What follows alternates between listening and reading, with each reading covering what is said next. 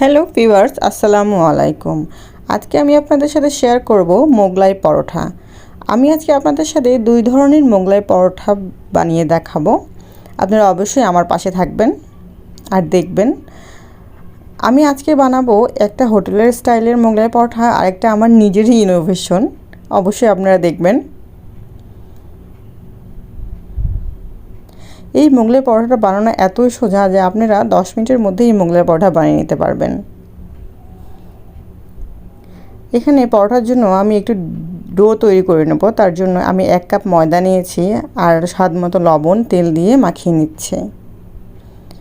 Room টেম্পারেচারে পানি দিয়ে আমি ডোটাকে মথে নেব।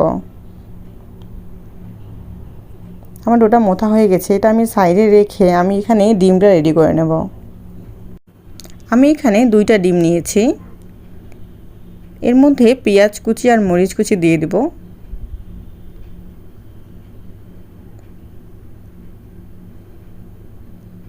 স্বাদ মতো লবণ আর সামান্য জিরার গুঁড়া দেব আর একটু এলাচের গুঁড়া ছিটিয়ে দেব। তারপর সবগুলো একসাথে মাখিয়ে নেব।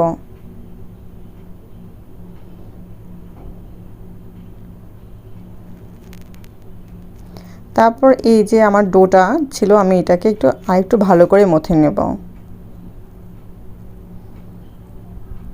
আমি এটা 2 পার্টে করব। আমি একটা হোটেলের মতো করে দেখাবো আর একটা নিজের মতো করে।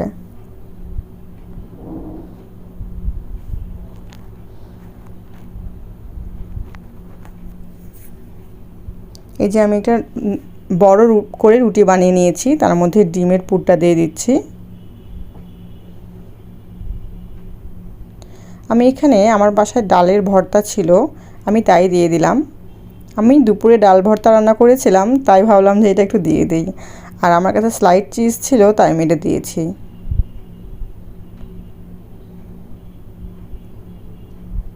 এটা মুড়িয়ে ভালো করে লাগিয়ে নেব। তারপর এটা আমি ভেজে নেব। আপনারা অবশ্যই খেয়াল রাখবেন যে সাইডটা মোড়ানো হবে তার যেন উল্টা পাশে আমরা ভেজে নিই, না হলে খুলে যাওয়ার সম্ভাবনা থাকবে। এই যেটা আমার ভাজা হয়ে গিয়েছে, আমি তারপরে রুটিটা বেলে নিয়ে ডিমের পুরটা দিয়ে দিয়েছি। শুধু এটা একদম নর্মাল মোগলাই পরোটা দিয়ে আমি এটা ভেজে নেব। উল্টিয়ে পাল্টিয়ে ভালোভাবে ভেজে নেব। এই যে এটাও আপনাদের কেটে দেখাচ্ছি। এই মোগলাই পরোটাটা এতই মজা যে আপনারা বাসায় গেস্ট আসলে অবশ্যই ট্রাই করে খাওয়াবেন। সবাই অবশ্যই অনেক প্রশংসা করবে।